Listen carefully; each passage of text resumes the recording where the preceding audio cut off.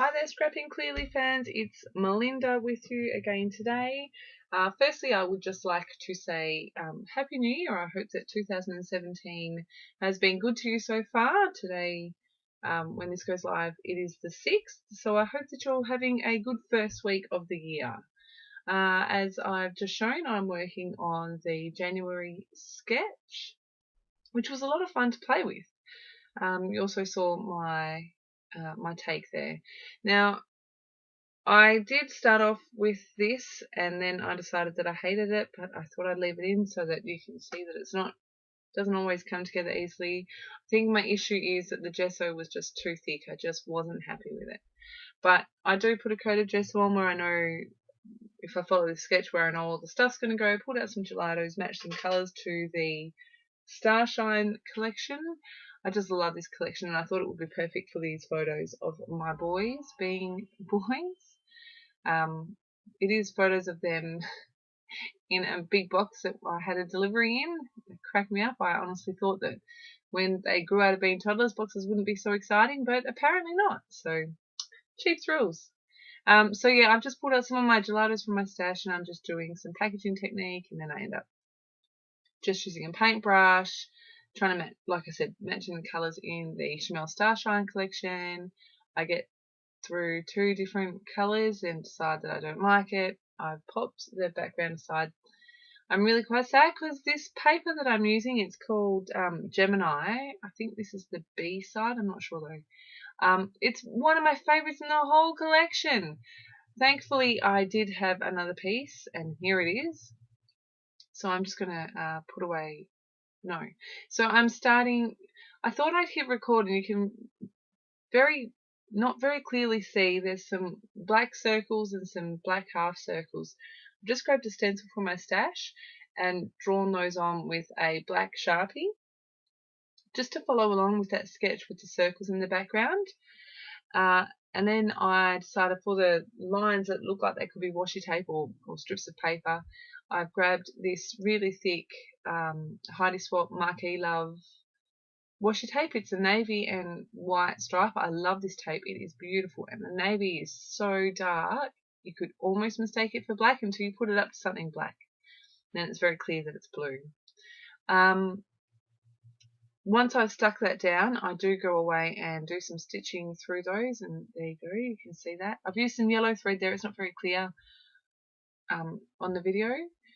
And then I have decided to go over with some Sunshine colour paste from Colour Blast, and another stencil from my stash. This is actually the same stencil that I used for the circles in the background, just the smaller version. So the first one I used the 12 by 12, and this one I've used the 6-inch one.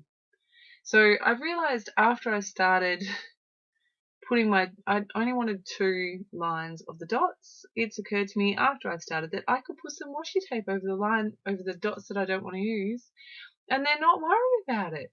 So I scraped up the excess that I had there and put some washi tape on, and then I've just gone over it with the colour paste again. So I apply it to the top and the bottom, knowing that I'm going to have a photo in the middle there, which is going to cover it up. Excuse me. So I'm not too concerned about what's in the middle. So I do top and the bottom, and then I go over to the side where the other piece of washi tape is, and do a couple more rows of that yellow. And I just love this pop of yellow on this page. This Sunshine colour is one of my absolute favourites. It's so bright and vibrant.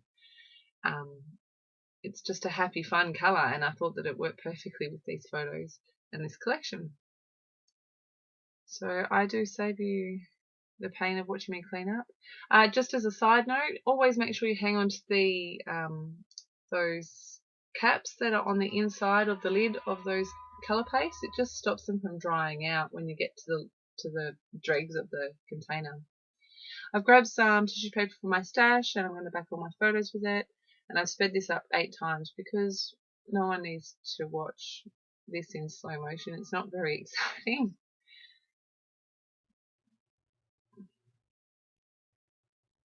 So I'm going to put a little bit of tissue paper behind all 3 of my photos,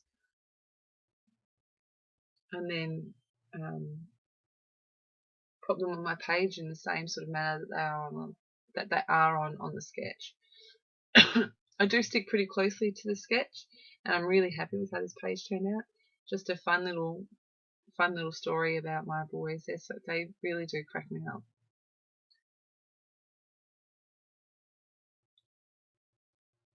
I'm not sure what I'm doing. Finding my page apparently. So just rearranging those, and I do muck around with them a bit and take it up and move it around, and then when I just finally decide on placement, I move them again to stick them down, and they're not in the same place anyway. The things we do. So in the sketch there is a circular frame, and I didn't really have one that I wanted to use, and I wanted to bring in another pop of yellow.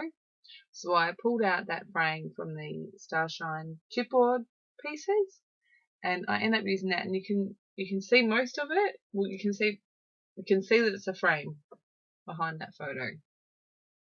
I was going to spell out box fun, but I don't think I had any ends, so I've changed the title to Two Boys and a Box, which I thought was very appropriate.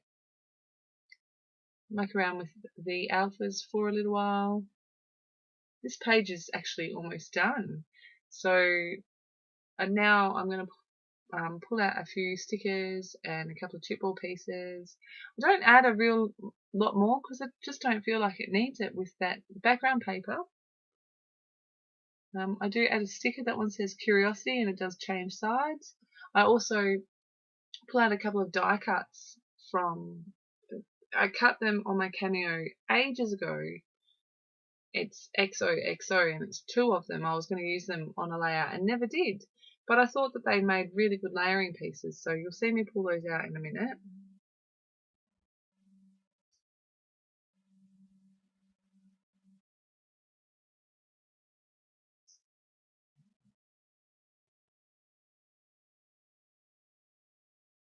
Stars and Flowers. How can you go wrong? I love that piece.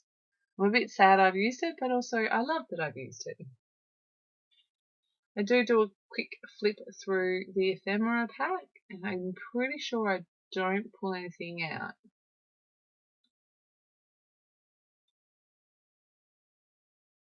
And there's my X's and O's. They're not very obvious what they are right now, but I do grab my black Sharpie again and go around the shape of the X's and the O's so that it does make them a bit more obvious, but because they're like layers underneath the photos and stuff, it's not super obvious.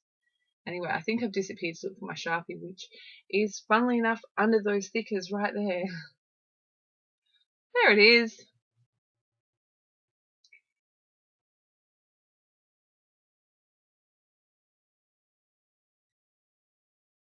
So I don't think too much about this outline, I just go for it. There is a couple of extra holes where the X's and the O's meet, which sort of gave me a place to trace around. After I've done that, I do get to sticking everything down. I use a combination of my liquid glue and some fun foam, just so that my layers aren't all over the place and so that the stuff that's sitting on top of the frame is even. And I do speed up that process because, again, no one really needs to watch that in slow motion.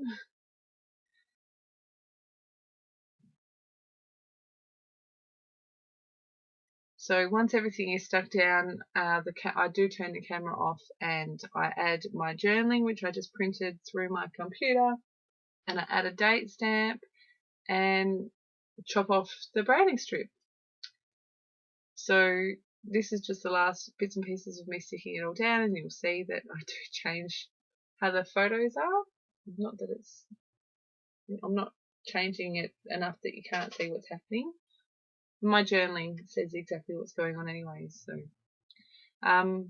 it is only the 6th of the month, so you've still got almost a whole month to get your take uploaded on the Facebook group. I will have a link to the Facebook group in the description box below, and also to the blog. So thank you thank you very much for stopping by and taking the time to watch my process. If you haven't already, please do like and subscribe and all those wonderful things. I do get excited every time I get a new subscriber. Have a fantastic day, and I will be back again very soon with another process. Bye!